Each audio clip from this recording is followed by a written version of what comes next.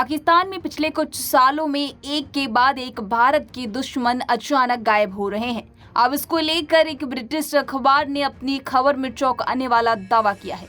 The guardian ने अपनी report में दावा किया है कि खुद प्रधानमंत्री नरेंद्र मोदी के ऑफिस पीएमओ ने पाकिस्तान में आतंकियों की हत्या का आदेश दिया है। रिपोर्ट में भारतीय और पाकिस्तानी खुफिया अधिकारियों के हवाले से ये दावा दिया गया है। इसके मुताबिक भारत की खुफिया एजेंसी यानी रिसर्च एंड एनालिसिस विंग यानी रॉ ने विदेशी धरती पर अपने आतंकवादियों को खत्म करने की रणनीति बनाई है। रिपोर्ट में कहा गया है कि रॉ के सीधे पीएम मोदी के कार्यालय द्वारा कंट्रोल किया जाता है। इसमें यह भी कहा गया है कि रॉ अपने इजरायली समकक्ष मसूदा के नक्शे कदम पर है।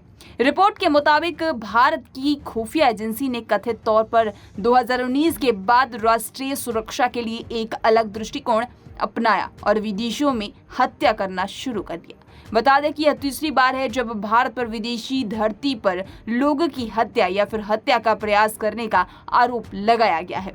इससे पहले कनाडाई प्रधानमंत्री जस्टिन ट्रूडो ने दावा किया था कि खालिस्तानी अलगाववादी हरदीप सिंह निज्जर की हत्या में भारत सरकार के एजेंट शामिल थे।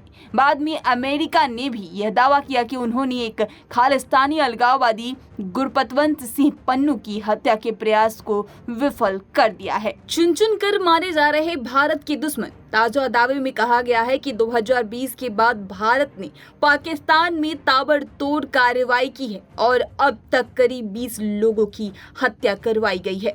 इससे पहले भी इन हत्याओं के पीछे भारत को अनौपचारिक रूप से जोड़ा जाता था, लेकिन यह पहली बार है जब भारतीय खुफिया कर्मियों ने पाकिस्तान में कथित अभियानों पर चर्चा की है।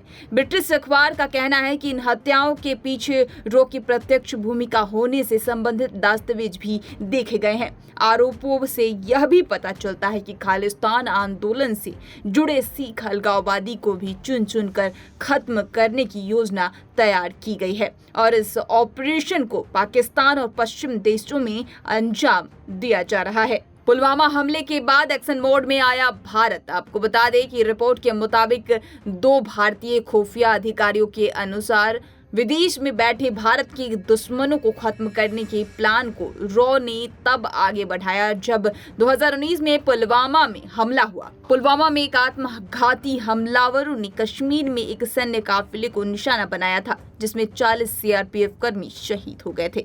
इस हमले की जिम्मेदारी पाकिस्तान स्थित आतंकवादी समूह जैश-ए-मोहम्मद ने ली थी।